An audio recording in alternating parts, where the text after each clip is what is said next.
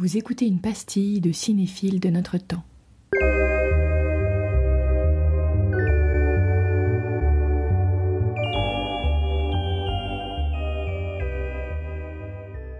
C'est ton film Refuge et je vais l'introduire un petit peu parce que c'est un film que je n'ai pas vu mais que j'ai très très envie de voir, qui s'appelle Ma première brasse de Luc Moulet, qui est un documentaire et qui a l'air vraiment beaucoup trop drôle.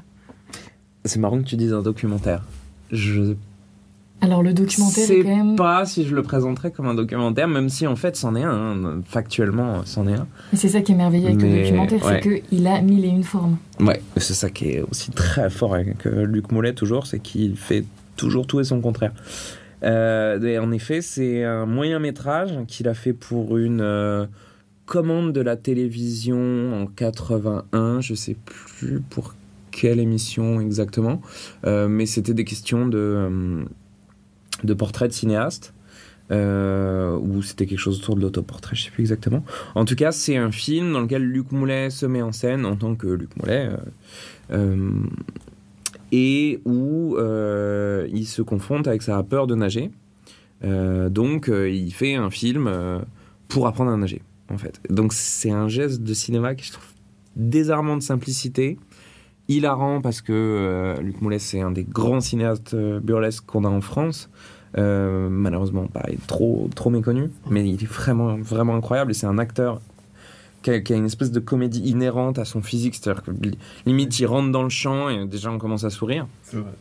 Parce qu'il a une espèce de physique tout particulier, une gestuelle, une diction aussi très très spéciale. Et donc ma première brasse, c'est cette idée qu'on peut... Enfin voilà, j'étais quand même absolument fasciné quand j'ai découvert le film, dire peut-être on peut faire un film pour apprendre à nager, quoi. Que là, quand même, on est dans un rapport au cinéma tellement personnel, et en même temps, ça parle à tout le monde. Enfin, tout le monde a appris à nager ou ne sait pas nager, mais tout le monde se positionne par rapport à cette question. Donc, on est automatiquement, quasiment en empathie avec la quête qui est mise en jeu dans le film. Et donc, en effet, voilà, on va voir Luc Moulet essayer de nager pour la première fois. C'est hyper drôle, c'est un film qui part d'un truc tellement intime et qui en même temps peut toucher tout le monde que je trouve l'objet absolument fascinant. C'est un film qui est en plus fait en 16 mm, en effet avec une équipe de documentaristes. Je crois que c'est Richard Coppens qui fait la photographie, qui était le chef-op de Moulet sur à peu près tous ses films de cette époque-là, qui est ensuite devenu son producteur. Mais donc oui, on est sur une équipe très légère, 16 mm pour la télévision, noir et blanc. Mais en même temps, j'ai du mal à appeler ça un documentaire parce que c'est tellement une espèce de petite machine de fiction de soi que on est aussi dans un truc qui est très autofictionné. Ouais, pour moi, Moulet, on touche toujours à ça. On touche toujours énormément à la question de l'autofiction qui vient de la littérature et dans lequel on n'a pas tant que ça d'occurrence au cinéma, alors qu'en littérature, j'ai l'impression qu'aujourd'hui, un bouquin sur 2 qui sort, c'est de l'autofiction. Mais au cinéma, ils sont pas très très nombreux. Et Moulet, c'est une des grandes figures de ça. Mais Ma première brasse, c'est une de ses très très grandes réussites là-dessus. Et puis c'est un film tellement drôle. Il y a cette séquence incroyable où il se met à danser, qui est presque une séquence en fait que beaucoup de gens connaissent sans connaître le film ou même Luc Moulet, parce qu'elle est très souvent citée. Il se met à danser sur ce tube qui s'appelle Popcorn, qui est une chanson belge, je crois, des années 60, qui est un des premiers cartons de musique électronique en fait. Et donc encore une fois en plus ce truc d'une chanson de découvrir un truc, c'est super. Et voilà, il se met à danser de manière extrêmement frénétique après avoir piqué une colère face caméra. Enfin, c'est une séquence incroyable, hilarante. Donc c'est un film et moi c'est un film que je revois très très régulièrement parce que parce que Moulet en plus ça a été important dans mon parcours, parce que j'ai fait mon master de recherche sur lui, que je l'avais découvert pendant mes études, et que le fait de découvrir Luc Moulet de mon côté, ça a été aussi quelque chose d'assez important, je pense, dans mon approche cinéphilique.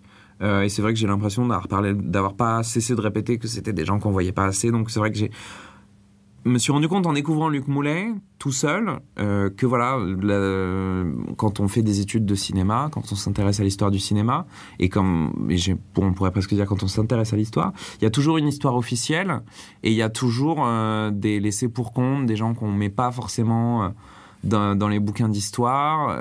Et moi, découvrir Luc Moulet et ne pas en avoir entendu parler à la fac, c'est quelque chose qui m'avait mis en colère, en fait. On a un immense cinéaste burlesque, on a quelqu'un qui a accompli des gestes qui sont très singuliers tout au long de sa carrière, d'être à la fois un très grand critique et un très grand cinéaste, et de rester les deux, c'est très rare. Beaucoup de cinéastes ont été critiques, mais souvent ça se fait en 2 temps. Lui, il a fait les deux de front. D'avoir été un cinéaste qui continue à faire du court-métrage tout au long de sa carrière, c'est très particulier aussi. D'avoir navigué entre télévision et cinéma, c'est très particulier. D'avoir touché à la comédie, au film historique, au western, au documentaire. Enfin, c'est quelqu'un qui a une carrière absolument unique. Juste, ces films étaient presque pas vus en salle. Donc là, je me suis rendu compte qu'il y avait ce truc quand même que ouais, l'histoire était toujours écrite par les vainqueurs, comme on dit, quoi. C'est-à-dire que t'as beau avoir une singularité et une importance dans ce que tu proposes en termes d'avancée esthétique comme originalité, en fait, si tes films ils marchent pas, bah c'est pas toi qu'on mettra en avant après, quoi, quelque part. Donc ça avait été voilà un truc déclencheur. J'avais travaillé sur lui, j'ai fait des recherches, et voilà, et ça m'a ouvert les yeux sur ce truc de toujours regarder ailleurs, de toujours chercher, de toujours essayer d'aller s'intéresser aux marges, quoi, de jamais se contenter de ce qu'on donne comme canon officiel, et de se dire qu'il y a, certes, c'est pas forcément le cas, hein, il y a des grands cinéastes qui font plein d'entrées que j'adore, mais on peut pas se contenter de ça, il faut toujours aller chercher ailleurs. Et donc voilà, ma rencontre avec le cinéma de Luc Moulet, ça a été aussi le déclencheur, je pense, d'une envie par rapport à ça, et particulièrement ma première brasse qui est une sorte de tout petit diamant noir qui est au centre de l'œuvre, quoi. On est à la fois dans le documentaire, dans le burlesque, dans l'autofiction. C'est un court-métrage, c'est pour la télévision, et en même temps c'est un grand film de cinéma. Donc c'est super pour ça, quoi. Puis en plus, c'est toujours cette question aussi...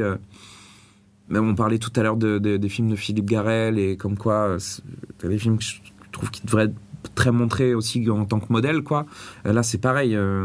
faire un film comme ça, aussi simple, aussi drôle et en même temps aussi intelligent avec... je sais même plus quel était le budget du film, mais c'était ridicule. C'est toujours ridicule, les budgets des films de Luc Moulet.